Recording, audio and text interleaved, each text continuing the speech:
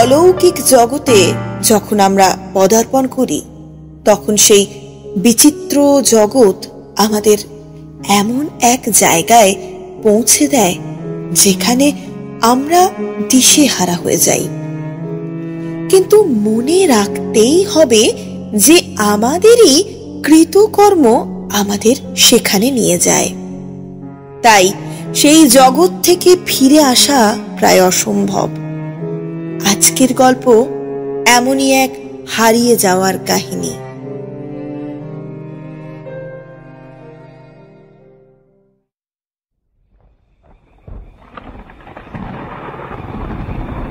আকাশ মেঘাচ্ছন্ন, সমস্ত প্রকৃতি যেন রুদ্ধশ্বাসে প্রলয়ের প্রতীক্ষা করছে।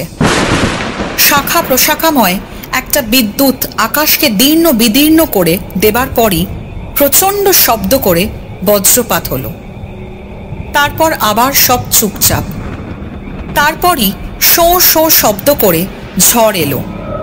কামান গর্জনের সঙ্গে সঙ্গে যুদ্ধ আরম্ভ হলো যেন। সোনাচুপি গ্রামের প্রান্তে যে অরণ্যটা আছে তার গাছগুলো হাহাকার করতে লাগলো। অরণ্যের পাশেই প্রকাণ্ড প্রান্তর। দুটো শেয়াল জঙ্গল থেকে বেরিয়ে মাঠের উপর দিয়ে ছুটে বেরিয়ে গেল। কাক বক উড়তে লাগলো বিভ্রান্ত হয়ে। তারপর বৃষ্টি নামলো, বেশ মুষলধারে। ঝড় বৃষ্টি দুটোই সমানে চলতে লাগলো। অন্ধকারও ঘনিয়ে এলো ক্রমশ। গাছের ডালপালা ভেঙে ছড়িয়ে পড়তে লাগলো মাঠে। মনে হলো মৃত সৈনিকের দল আছড়ে আছড়ে পড়ছে যেন। ঝড় বৃষ্টি আর অরণ্য মিলে শব্দেরও বৈচিত্র্য সৃষ্টি করলো একটা। কখনো মনে হচ্ছিল কেউ যেন অট্টহাস্য করছে, পরক্ষণেই মনে হচ্ছিল কাঁদছে। আর্তনাদের সঙ্গে খিক খিক হাসি, হাসির সঙ্গে হাততালি, হাততালির সঙ্গে ডমরু নিদাদ যে পরিবেশ সৃষ্টি করলো তা আতঙ্কজনক। এতক্ষণ কোনো মানুষ দেখা যায়নি, কিন্তু এইবার দেখা গেল। বনোয়ারি বেরোলো জঙ্গল থেকে, ছুটে বেরোলো, যেন পালাচ্ছে। অদ্ভুত তার চেহারা, মুখময় গোঁফ দাড়ি, মাথায় প্রকাণ্ড পাগড়ি, কাঁধে প্রকাণ্ড বোঁচকা, হাতে ব্যাগ, ফুল প্যান্টের ওপর লম্বা ঝোলা কোট পরেছে একটা, পায়ে বুট জুতো। মাঠের মধ্যে পড়ে সে ছুটতে লাগলো আর মাঝে মাঝে পিছু ফিরে চাইতে লাগলো। তার পিছনে কেউ ছুটছিল না, কিন্তু বনোয়ারির ভাবভঙ্গি দেখে মনে হচ্ছিল তার যেন আশঙ্কা হচ্ছে কেউ তাড়া করে আসছে তাকে পিছু পিছু। মাঠের অপর প্রান্তে ঘর ছিল একটা, পোড়ো বাড়ি। বনোয়ারি সেই দিকে দৌড়তে লাগলো। পোড়ো বাড়িটা নীলকুঠি ছিল এককালে, এখন ওটা স্থানীয় জমিদারের সম্পত্তি। জমিদার কলিকাতায় থাকেন, সুতরাং বাড়িটা পোড়ো বাড়িই হয়ে গেছে। কিন্তু সেকালের বাড়ি রেক্তার গাঁথুনি একেবারে পড়ে যায়নি। দেওয়ালগুলো খাড়া আছে, কপাট জানলাগুলোও আছে। পশ্চিম দিকের ঘরের কপাট জানলা চোরে খুলে নিয়ে গেছে, কিন্তু উত্তর দিকের ঘরটা, দক্ষিণ দিকের ঘরটা আর পূর্ব দিকের ঘরটা ঠিক আছে। পূর্ব দিকের ঘরটাই বড়, হলের মতো। তার সামনে একটা চওড়া বারান্দা, বারান্দার উত্তরে আর দক্ষিণে ঘর। বনোয়ারি ছুটতে ছুটতে এসে পূর্ব দিকের ঘরের সামনে চওড়া বারান্দাটাতে উঠে হাঁপাতে লাগলো। আর একবার পিছু ফিরে চেয়ে দেখল। তারপর ঢুকে পড়ল পূর্ব দিকের বড় ঘরটাতে। ঢুকেই ঘরের কপাট বন্ধ করে তাতে পিঠ দিয়ে দাঁড়িয়ে রইল খানিকক্ষণ। উৎকর্ণ হয়ে দাঁড়িয়ে রইল। বাইরে ঝড় বৃষ্টির তুমুল গর্জন হচ্ছিল, কিন্তু বনোয়ারি তা শুনছিল না। সে শোনবার চেষ্টা করছিল কারো পায়ের শব্দ পাওয়া যাচ্ছে কিনা। গত 7 দিন ধরে সে ওই পায়ের শব্দটাকে এড়িয়ে চলতে চাইছে, কিন্তু পারছে না। সোনাটুপির জঙ্গলে ঢোকবার পর সে শব্দটা শুনতে পায়নি, কিন্তু জঙ্গল থেকে বেরিয়েই সে ছপ ছপ শব্দ শুনেছিল। নির্ঘাত শুনেছিল, তার ভুল হয়নি। কিন্তু একবার মাত্রই শুনেছিল, আর শোনেনি। সে আশা করবার চেষ্টা করছিল, তবে কি হাড়গিলা তাকে রেহাই দিলে? খুটখুট করে শব্দ হলো বারান্দায়। চমকে উঠে রুদ্ধশ্বাসে দাঁড়িয়ে রইল বনোয়ারি। তার শরীরের সমস্ত পেশিগুলো শক্ত হয়ে উঠল, কিন্তু দ্বিতীয়বার আর শব্দ শোনা গেল না। কেবল ঝড় জলের দাপাদাপি, আর কোনো শব্দ নেই। অনেকক্ষণ কান পেতে রইল বনোয়ারি। ছড়ছড় করে জল পড়ছে বারান্দায়, আর কোনো শব্দ নেই। ছাগলের ডাকের মতো ওটা কি শোনা যাচ্ছে? এই ঝড় বৃষ্টিতে কারো ছাগল মাঠে বেরিয়ে পড়েছে নাকি? কিন্তু একটা ছাগল তো নয়, অনেক ছাগলের ডাক। তারপর বনোয়ারি বুঝতে পারল ব্যাঙ ডাকছে। আরো মিনিট খানিক দাঁড়িয়ে রইল সে। তারপর তার মনে হলো, সমস্ত রাত তো কপাট পিঠ দিয়ে দাঁড়িয়ে থাকা যাবে না। ভিতরে ঝুঁকে সে পিঠের বোঁচকা আর ব্যাগটা নামিয়ে রাখল। সঙ্গে সঙ্গে দড়াম করে খুলে গেল কপাটটা, আর ছপ ছপ ছপ ছপ শব্দও হলো একটা বাইরে। বনোয়ারি দৌড়ে গিয়ে কপাটটা বন্ধ করে দিলে আবার আবার কপাটে পিঠ দিয়ে দাঁড়িয়ে রইল। হাড়গিলার চেহারাটা স্পষ্ট ফুটে উঠল তার মনে। ওর আসল নাম দনদন, ভালো নাম ছিল দনুজারি, কিন্তু তার চেহারার জন্যই সবাই ওকে হাড়গিলা বলে ডাকত। হাড়গিলার মতোই দেখতে, লম্বা লিকলিকে, কোমরের ওপর থেকে মাথা পর্যন্ত এক সরল রেখায় নয়, দুবার বেঁকেছে। কোমর থেকে ঘাড় পর্যন্ত একটা বাঁক, হঠাৎ মনে হয় খুঁজো। এই বাঁকটার উপরই ছুরি মেরেছিল বনোয়ারি, আর দ্বিতীয় বাঁকটা ঘাড় থেকে মাথা পর্যন্ত। কিন্তু এ বাঁকটা উল্টো রকম। লম্বা ঘাড়টা ভিতরের দিকে ঠুকে গেছে, আর গলার দিকটা বেরিয়ে পড়েছে সামনের দিকে। মনে হয় কেউ যেন ওর ঘাড়ে লাথি মেরে সামনের দিকে বাঁকিয়ে দিয়েছে গলাটা। গলাটা অসম্ভব লম্বাও, সাকিটাও বেশ উঁচু। খাড়ার মতো নাকের সঙ্গে সেটা যেন পাল্লা দিয়ে বড় হয়েছে। গায়ের রং ফর্সা, ঠিক ফর্সা নয়, হলদে। কপাল উঁচু, চোখ দুটো কটা, মনে হয় যেন ঠিকরে বেরিয়ে আসছে। ভুরু নেই, চোখ মুখে কেমন যেন একটা বকের ভাব। এরকম লোক যে কি করে ঝুমকোর মতো মেয়েকে পটাতে পেরেছিল তা বনোয়ারি বুঝতে পারেনি। হাড়গিলা অবশ্য ঝুমকোর প্রেমে পড়েনি। সে ঝুমকোর সঙ্গে ভাব করেছিল তার গয়না আর গিনিগুলো হাতাবার জন্য, কিন্তু ঝুমকো তো পড়েছিল। তা না পড়লে ভিতরের অত খবর কি হাড়গিলা জানতে পারত? সে কোন বাক্সে গিনিগুলো রাখত, আলমারির কোনখানটায় তার গয়নাগুলো আছে, সব কি বলতো হাড়গিলাকে? ভালো না বাসলে বলতো না। হাড়গিলাই বনোয়ারিকে নিয়ে গিয়েছিল ঝুমকোর কাছে। একা তো অত বড় জোয়ান মেয়েকে খুন করা যায় না, একজন সহকারী চাই। আর হাড়গিলা ছোড়াছুড়ি বা গোলাগুলির পক্ষপাতী ছিল না। সে বলতো, ওসব বড় গোলমেলে জিনিস, ধরা পড়ে যাওয়ার ভয় থাকে, তার চেয়ে টুটি টিপে শেষ করে দেওয়াই নিরাপদ। বনোয়ারি চাপটে ধরেছিল ঝুমকোকে, আর হাড়গিলে টুটি টিপেছিল। বনোয়ারির চিন্তাধারা বিঘ্নিত হলো। বারান্দায় কে যেন ঘুরে বেড়াচ্ছে। মট করে একটা শব্দ হলো। ঠিক এমনি শব্দ ঝুমকোর গলা থেকেও বেরিয়েছিল। কাঠ হয়ে দাঁড়িয়ে রইল বনোয়ারি। তারপর হঠাৎ তার মনে পড়ল তার পকেটে টর্চ আছে, তার ঝোলার মধ্যে লণ্ঠনও আছে একটা। টর্চটা ভিতরের পকেটে ছিল, খুব বেশি ভেজেনি, জ্বালা গেল। জেলেই নিশ্চিত হলো বনোয়ারি। কপাটে খিল ছিটকিনি দুই আছে। তাড়াতাড়ি লাগিয়ে দিল দুটোই। তারপর ঝোলাটার ভিতর থেকে লণ্ঠনটা বার করল। আলাদা একটা বোতলে কেরোসিন তেলও ছিল। গত 15 দিন থেকে সে পালিয়ে বেড়াচ্ছে। কত অজানা জায়গায় রাত কাটাতে হয়েছে, আরও কত রাত কাটাতে হবে তার ঠিক নেই। তাই প্রয়োজনীয় জিনিসগুলি, বিশেষ লণ্ঠন আর কেরোসিন তেল, টর্চ, দেশলাই আর মোমবাতি সে সংগ্রহ করে রেখেছে।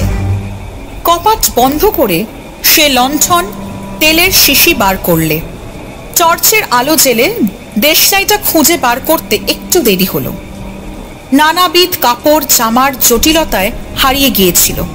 সব বার করে ফেললে সে বোঁচকাটা থেকে।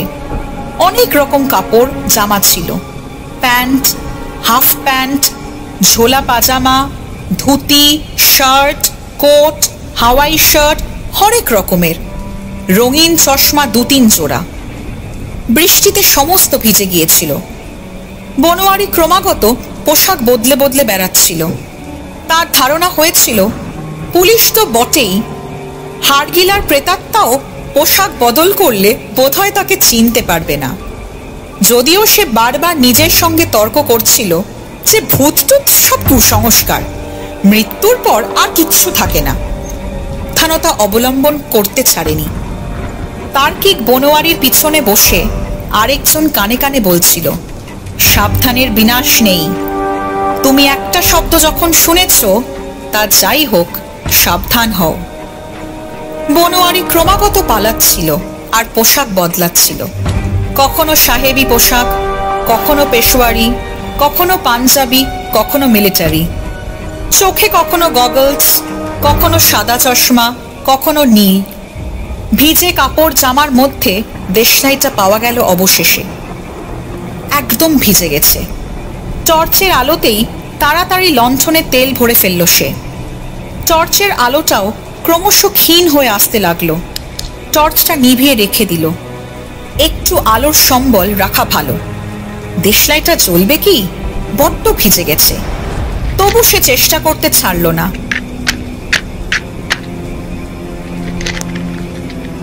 একটা, দুটো, তিনটে, চারটে, একটা কাঠিও জ্বলল না। আবার শুরু করলো সে, খচ খচ খচ খচ খচ খচ। অন্ধকারে শব্দটা অদ্ভুত শোনাতে লাগলো। কেউ যেন হাঁটছে। হাঁটছে না, হাসছে। পাগলের মতো কাঠির পর কাঠি ঘষতে লাগলো বনোয়ারি। একটাও জ্বলল না। সব কাঠি ফুরিয়ে গেল। টর্চটা জেলে ছড়ানো কাঠিগুলির দিকে সভয়ে চেয়ে রইল সে। টর্চের আলোটাও বেশ লাল হয়ে গেছে। আর বেশিক্ষণ টিকবে না। আবার নিভিয়ে দিল টর্চটা। চতুর্দিক কাঁপিয়ে বজ্র পড়ল একটা। মনে হলো এই বাড়িতেই পড়ল। থরথর করে কেঁপে উঠল বাড়িটা। বনোয়ারির মনে হলো, সমস্ত রাত অন্ধকারে কাটাবো কি করে এখানে? আলোটা যদি জ্বালতে পারতুম, তাহলে কারো পরোয়া করতাম না। হঠাৎ ডান দিকে ঠিক ঠিক ঠিক ঠিক করে শব্দ হলো। তরাক করে দাঁড়িয়ে উঠল বনোয়ারি। ঠিক যেন ব্যঙ্গ করে কে হাসল। যেদিক থেকে হাসিটা এলো, টর্চটা জেলে সেই দিকে দেখল চেয়ে। এতক্ষণ চোখে পড়েনি। এইবার দেখতে পেল একটা খোলা জানালা রয়েছে ওদিকের দেওয়ালে। এগিয়ে গেল সে। টর্চ ফেলে দেখল বাইরের বারান্দায় 2-3টে শেয়াল দাঁড়িয়ে রয়েছে। ওরাই খ্যাক খ্যাক শব্দ করছে সম্ভবত। ফিরে এলো আবার। টর্চটা নিভিয়ে দিয়ে বসে রইল কয়েক মুহূর্ত। তারপর গোঁফ দাড়িগুলো খুলে ফেলল। জলে ভিজে পরচুলাগুলো থেকে বিশ্রী গন্ধ বেরোচ্ছিল একটা। তারপর ব্যাগের ভিতর হাত পুড়ে একটা পাউরুটি বার করে ছিঁড়ে ছিঁড়ে খেতে লাগলো। খুব খিদে পেয়েছিল। ভাগ্যে পাউরুটিটা সঙ্গে এনেছিল। খেতে খেতে নিজের মনেই নিজের সঙ্গেই কথা শুরু করে দিল। নিজের কণ্ঠস্বরই যেন সঙ্গী হলো তার সেই নির্জন অন্ধকার ঘরে। আর গিরে, এ তুই কি করলি বলতো? তোর সঙ্গে আমার কথা ছিল না তুই আমাকে আধা আধি বখরা দিবি? ছিল না, তুই বল। কিন্তু মাত্র 20 টাকা দিয়ে কোন আক্কেলে তুই আমায় বিদায় করে দিলি বলতো? আমি কি কুলি? আমি সাপটে না ধরলে তুই ওর গলা টিপতে পারতিস, আর আমাকেই তুই গলা দেখালি। কেমন মজাটা টের পাওয়ালু? ছুরির এক খায়েই তো একেবারে কুপকা কাত হয়ে পড়লি। আমার সঙ্গে চালাকি, গয়নাগাটি কিনি সব পুঁতে রেখে এসেছি। পুলিশ ঘুণাক্ষরেও জানতেও পারবে না। কদিন গা ঢাকা দিয়ে আবার ফিরে যাব। বাইরে আবার ছপ ছপ শব্দ শোনা গেল, তার সঙ্গে সেই খিক খিক হাসি। শিয়ালগুলো জ্বালালে দেখছি। আর কি ভাবছিস ওদের ভাই আমি ঠাক ঠাক করে কাঁপছি? মোটেও না, তুই তো শেষ হয়ে গেছিস, শেষ। শুধু আলোটা জ্বালতে পারলেই খেল খাতাম। অন্ধকার বলে কাঁচা একটু ছমছম করছে আর কি। টপ করে একটা শব্দ হলো, মেঝেতে কি যেন পড়লো একটা উপর থেকে। টর্চটা মুঠোয় চেপে ধরে তড়াক করে লাফিয়ে উঠল বনোয়ারি। তারপর জ্বালালো টর্চটা।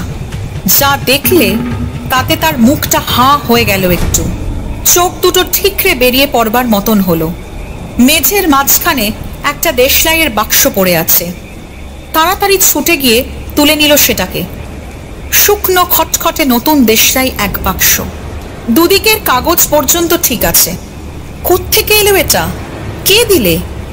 টর্চটা ছাতের উপর ফেলে দেখবার চেষ্টা করলো, একটু কিচ্ছু দেখা গেল না।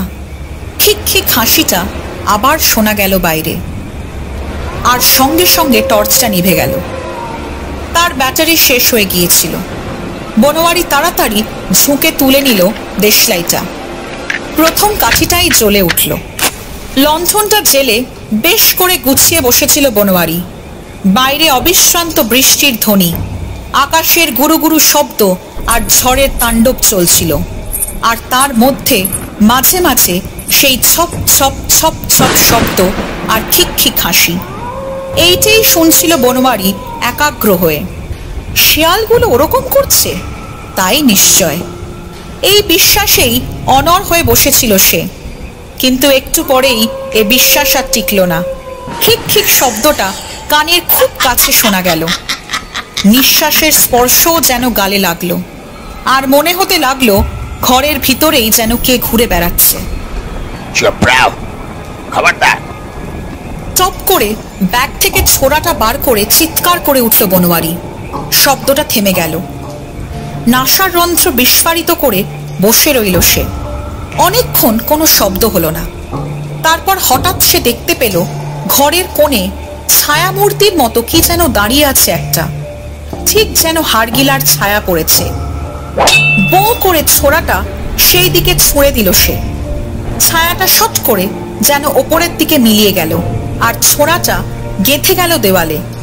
বনোয়ারি উঠে গেল দেওয়াল থেকে ছোড়াটা খুলে নেবার জন্য, কিন্তু পারল না।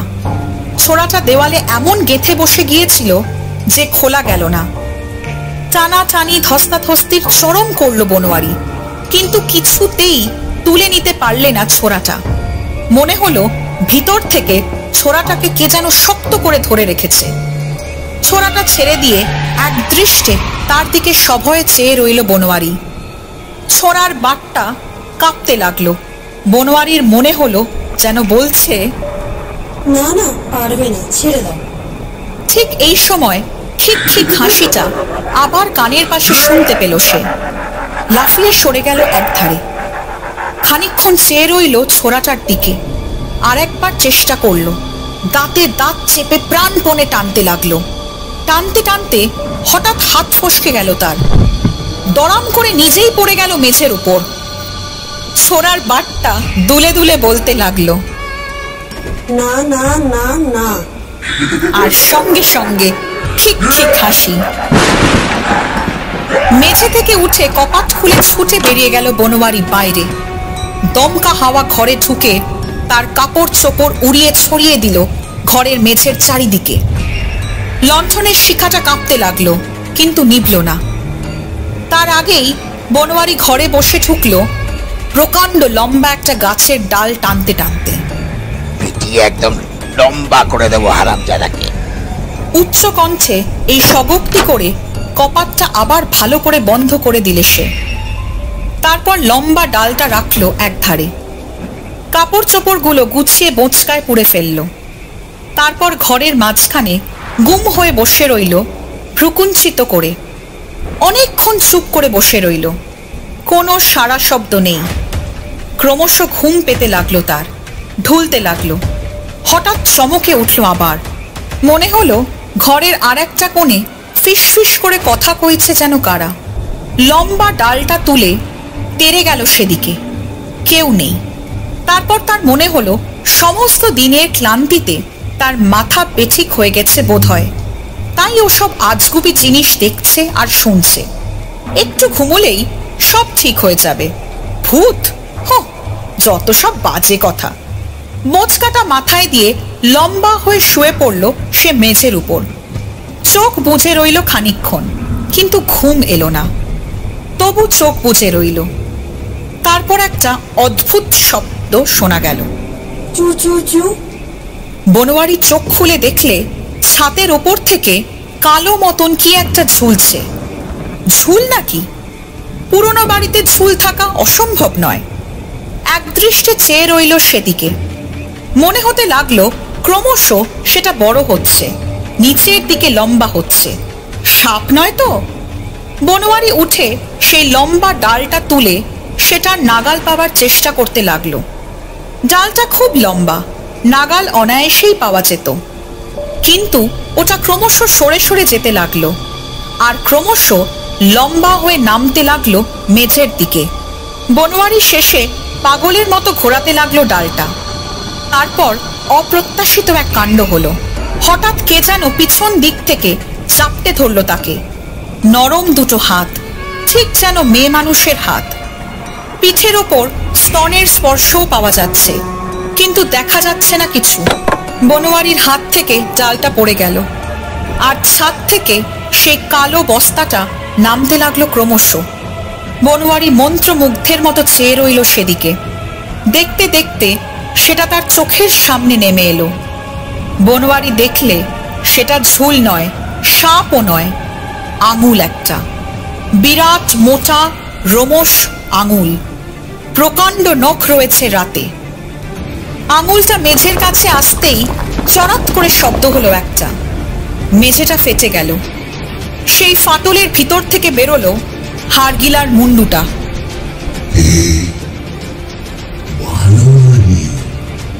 এসো এসো, ভয় পাচ্ছ কেন? ঝুমকো, এবার ছেড়ে দাও ওকে, আসবে এবার।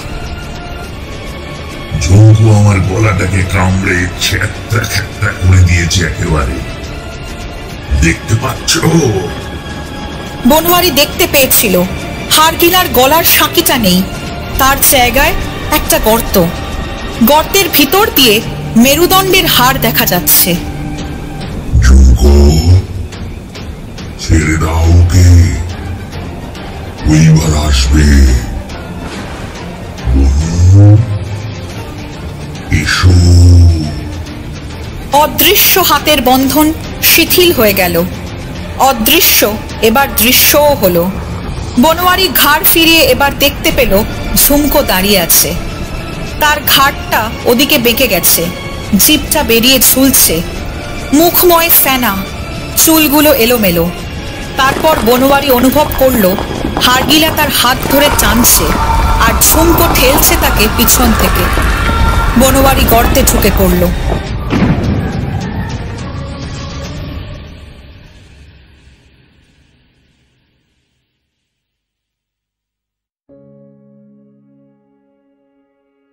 ফেরারি আসামি বনোয়ারির মৃতদেহ 7 দিন পরে পুলিশ আবিষ্কার করল ওই ঘরের মধ্যে। মৃতদেহটি ঘরের মেঝেতে একটা ফাটলের মধ্যে আটকে ছিল।